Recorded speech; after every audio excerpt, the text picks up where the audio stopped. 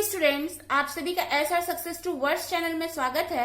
हम पढ़ रहे हैं चैप्टर 5 पृष्ठ रसायन सरफेस केमिस्ट्री। आज का हमारा टॉपिक है कोलाइडी तंत्र का वर्गीकरण। तो आज के टॉपिक को समझने के लिए और इसे इजी बनाने के लिए आप मैं सीमा मैम के साथ वीडियो के अंत तक बने रहिए, ताकि आज के टॉपिक को समझने में आपको आसानी हो। और इसके पिछले वीडियो यदि आपने नहीं देखी है तो डिस्क्रिप्शन में उसकी लिंक दी गई है, वहां से आप वीडियो देख सकते हैं। तो चलिए आज की क्लास स्टार्ट करते हैं। कोलाइडी तंत्र का वर्गीकरण। तो इस वर्गीकरण को समझने से पहले हम दो शब्दों को समझते हैं, परिक्षिप्त प्रावस्था, परिक्षेपण माध्यम। ये कोलाइड विलयन की प्रावस्थाएं हैं। इसमें परिक्षिप्त प्रावस्था ये कोलाइडी विलयन में विलेय पदार्थ के कणों की प्रावस्था होती है, और परिक्षेपण माध्यम यह विलायक माध्यम होता है जिसमें कोलाइडी कण वितरित रहते हैं। हम इसको इस प्रकार से समझते हैं कि जो साधारण विलयन बनाते हैं, जो जल और शक्कर का विलयन बनाते हैं, तो उसमें जल को हम विलायक और शक्कर को विलेय पदार्थ कहते हैं। तो पृष्ठ रसायन में जो जल होता है इसको परिक्षेपण माध्यम कहा जाएगा, और जो शक्कर डाला जाएगा वह परिक्षिप्त प्रावस्था कहलाएगा। तो इस तरीके से हम कोलाइडी तंत्र के वर्गीकरण में परिक्षिप्त प्रावस्था और परिक्षेपण माध्यम ये दोनों शब्द बार बार आएंगे। तो हम यहाँ पर विलायक और विलेय शब्दों का प्रयोग ना करते हुए हम परिक्षेपण माध्यम और परिक्षिप्त प्रावस्था शब्द का प्रयोग करेंगे। तो यहाँ पर कंफ्यूजन क्रिएट नहीं करना है। कंफ्यूजन को दूर करते हुए हमें आज के टॉपिक को अच्छी तरीके से समझना है। तो चलिए स्टार्ट करते हैं कोलाइडी तंत्र का वर्गीकरण। तो फर्स्ट है परिक्षेपण माध्यम की प्रकृति के आधार पर। यह जो वर्गीकरण है ये कोलाइडी तंत्र बनाने के लिए प्रयोग में लाया जाता है। ये परिक्षेपण माध्यम पर निर्भर करता है। तो यहाँ पर जो परिक्षेपण माध्यम होता है, यदि जल होगा तो कोलाइडी तंत्र हाइड्रोसॉल या एक्वोसॉल। यदि परिक्षेपण माध्यम बेंजीन तो कोलाइडी तंत्र बेंजोसॉल। परिक्षेपण माध्यम अल्कोहल तो कोलाइडी तंत्र एल्कोसॉल। और यदि परिक्षेपण माध्यम वायु तो कोलाइडी तंत्र एरोसॉल कहलाता है। सेकंड वर्गीकरण है परिक्षिप्त प्रावस्था एवं परिक्षेपण माध्यम के मध्य अन्योन क्रिया की प्रकृति के आधार पर। मतलब इसमें जो परिक्षिप्त प्रावस्था लिया जाएगा और परिक्षेपण माध्यम लिया जाएगा, इसमें दोनों किस तरीके से बॉन्ड से जुड़े हुए हैं इसके आधार पर ये दो प्रकार के होते हैं, द्रव विरोधी कोलाइड, द्रव स्नेही कोलाइड और द्रव विरोधी कोलाइड। तो यहाँ पर फर्स्ट हम देखते हैं द्रव स्नेही कोलाइड। तो ये वे कोलाइडी विलयन हैं जिनमें परिक्षिप्त पदार्थ और परिक्षेपण माध्यम के बीच पर्याप्त आकर्षण होता है। एक दूसरे के संपर्क में आते ही शीघ्रता से कोलाइडी विलयन बना लेते हैं। उदाहरण है स्टार्च और गोंद। जैसे हम स्टार्च का पानी में विलयन द्रव स्नेही कोलाइड बना रहे हैं, तो जो जल लेंगे और स्टार्च लेंगे तो इन दोनों के मध्य में पर्याप्त आकर्षण होगा, और जैसे ही ये पानी को स्टार्च में डाला जाएगा ये जल्दी शीघ्रता से ही या जल्दी से कोलाइडी विलयन बना लेंगे। ये स्थायी कोलाइड विलयन होते हैं और ये उत्क्रमणी होते हैं। स्थायी होते हैं क्योंकि इसमें विद्युत अपघट्य मिलाने पर ये सरलता से अवक्षेपित नहीं होते हैं। मान लीजिए हमने विलयन बना लिया, कोलाइडी विलयन, स्टार्च का कोलाइडी विलयन बना लिया और उसमें विद्युत अपघट्य पदार्थ मिला रहे हैं तो वो अवक्षेपित नहीं होगा। मान लीजिए वो अवक्षेपित हो भी गया तो ये इसको हम फिर से कोलाइडी विलयन में आसानी से ला सकते हैं। तो इसलिए इसको उत्क्रमणी कोलाइडी कहा गया। ये इसमें यदि परिक्षेपण माध्यम जल होगा तो इसलिए इसको जल स्नेही कोलाइड या इसको हाइड्रोसॉल कहा जाता है। सेकंड देखते हैं द्रव विरोधी कोलाइड। तो ये वे कोलाइडी विलयन है जिसमें परिक्षिप्त पदार्थ और परिक्षेपण माध्यम के बीच अत्यंत क्षीण आकर्षण होता है और एक दूसरे के संपर्क में लाने से कोलाइडी विलयन नहीं बनाते हैं। ये जस्ट द्रव स्नेही कोलाइड का विपरीत होता है। उदाहरण है गोल्ड आर्सेनिक के सल्फाइड एवं ऑक्साइड के जल में बने सॉल्ट। यहाँ पर ये जो है अनुत्क्रमणी कोलाइड होता है। अनुत्क्रमणी क्यों होगा? क्योंकि जब ये इसका अवक्षेपण हो जाएगा, जब इसमें विद्युत अपघट्य पदार्थ मिलाएंगे तो इसमें अवक्षेपण हो जाता है, तो अवक्षेपण होने के बाद में इसको फिर से कोलाइडी अवस्था में नहीं लाया जा सकता है। ये अस्थायी होते हैं क्योंकि विद्युत अपघट्य मिलाने पर ये सरलता से अवक्षेपित हो जाते हैं। और यदि इसमें परिक्षेपण माध्यम जल होता है तो इसको जल विरोधी कोलाइड कहते हैं। थर्ड वर्गीकरण देखते हैं कोलाइड कणों पर उपस्थित आवेश के आधार पर। आवेश हम जानते हैं दो प्रकार के होते हैं, एक धन आवेश और एक ऋण आवेश। तो जो कोलाइड कण होते हैं उस पर यदि धन आवेश उपस्थित होता है तो धनात्मक सॉल कहलाता है, और यदि ऋण आवेश उपस्थित होता है तो ऋणात्मक सॉल कहलाता है।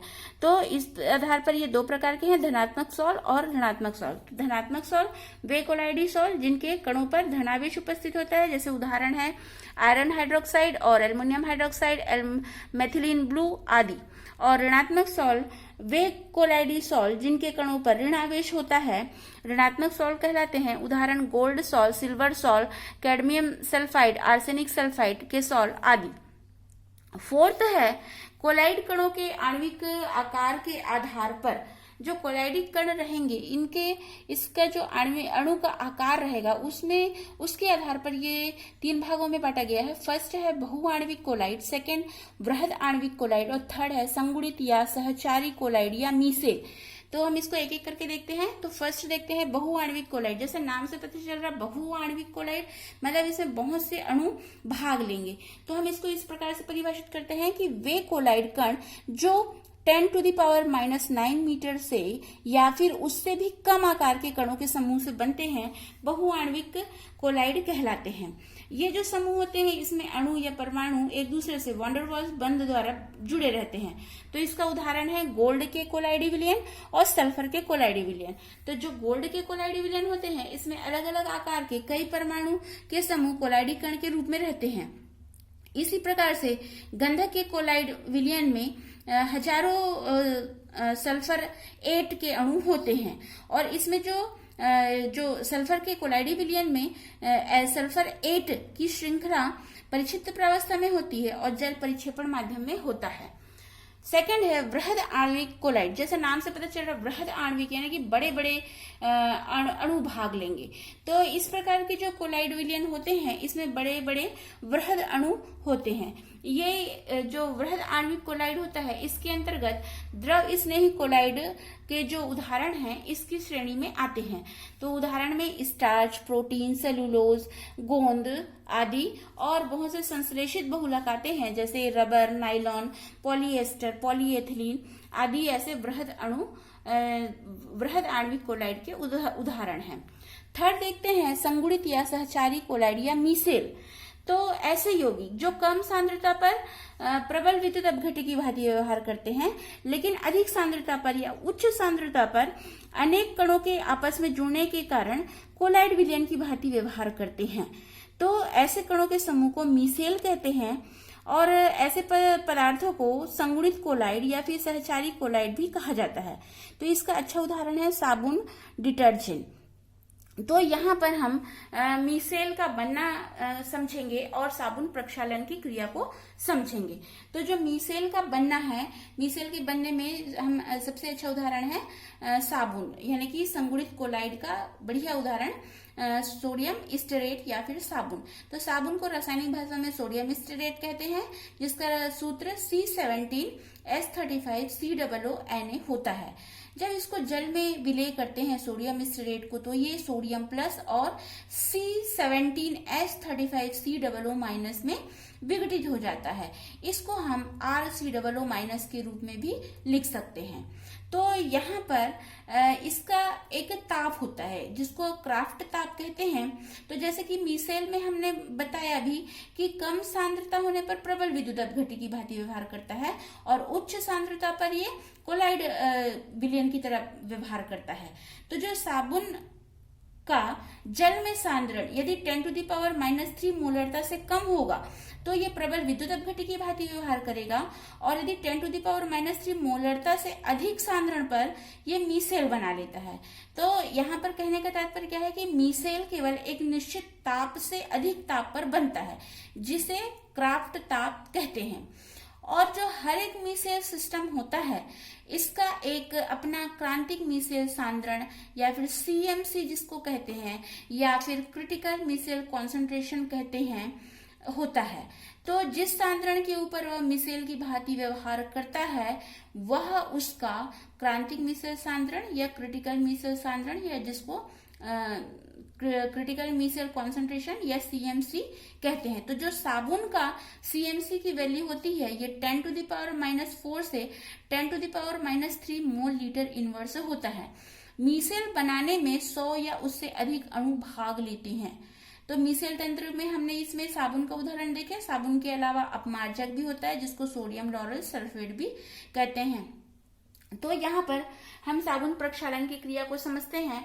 तो साबुन प्रक्षालन की क्रिया में जैसे हमने कहा कि मिसेल है, इसमें हमने अभी बताया कि 100 या इससे अधिक अणु भाग लेते हैं।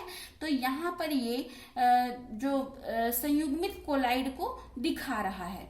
तो ये यहाँ पर ये जो जिगजैग फॉर्म में दिखा रहा है ये सोडियम स्टेरेट का जो हाइड्रोकार्बन भाग है उसको दिखा रहा है और ये उसके ऋणावेशित सिरा को दिखा रहा है। यहाँ पर हम देख रहे हैं जैसे जिगजैग सिरा और ऋणावेशित भाग दिखा रहा है।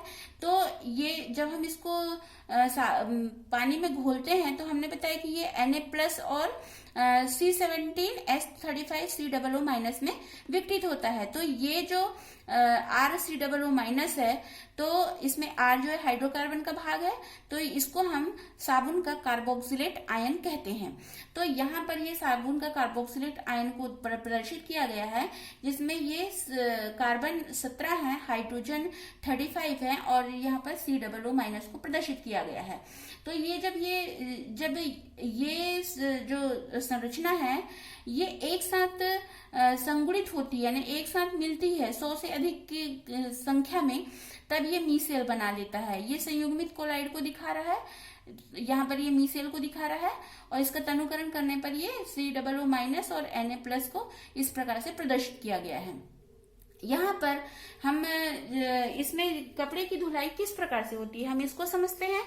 तो यहाँ पर जैसे हम देख रहे हैं कि जो ये जिगजैग श्रृंखला है, ये जिगजैग श्रृंखला में जो हाइड्रोकार्बन का भाग है ये जल विरोधी शिरा होता है और यानी कि ये तेल से या ग्रीस की सतह पर जुड़ता है और जो इसका COO- भाग है ये जल स्नेही होता है, मतलब ये पानी की तरफ होगा। तो यहाँ पर जैसे ये ग्रीस है, ये जो ग्रीस वाला भाग है इसके अंदर तक के जो जिगजैग वाला साबुन का कार्बोक्सिलिक आयन है, ये कार्बोक्सिलेट आयन ये ग्रीस तक के अंदर तक के जाता है और जो इसका माइनस वाला भाग है जो जल स्नेही सिरा होता है ये जल की तरफ रहता है और इसके चारों तरफ में सोडियम प्लस आयन उपस्थित रहते हैं। तो चूंकि जो साबुन है वो जल में विलय रहता है और इसके हाइड्रोकार्बन जो कार्बोक्सिलेट आयन है, साबुन का कार्बोक्सिलेट आयन ये ग्रीस के अंदर तक समाहित होने के कारण इसको जो है आसानी से साफ कर देता है और पानी में ये साबुन विलय होने के कारण अच्छी तरीके से धो करके कपड़ों की सफाई कर देता है। तो इस प्रकार से हमने देखा मिसेल किस प्रकार से बनता है और साबुन की प्रक्षालन की क्रिया कैसे होती है। तो इसमें ये क्वेश्चन इंपॉर्टेंट है कि द्रव स्नेही कोलाइडी विलयन और द्रव विरोधी कोलाइडी विलयन किसे कहते हैं, परिभाषित कीजिए, उसे उदाहरण से ही समझाइए। और इसमें धनात्मक सॉल्ट और ऋणात्मक सॉल्ट क्या होते हैं, मिसेल किसे कहते हैं, मिसेल किस प्रकार से बनता है, साबुन के प्रक्षालन की क्रिया को समझाइए। ये क्वेश्चन इंपॉर्टेंट है परीक्षा के दृष्टिकोण से।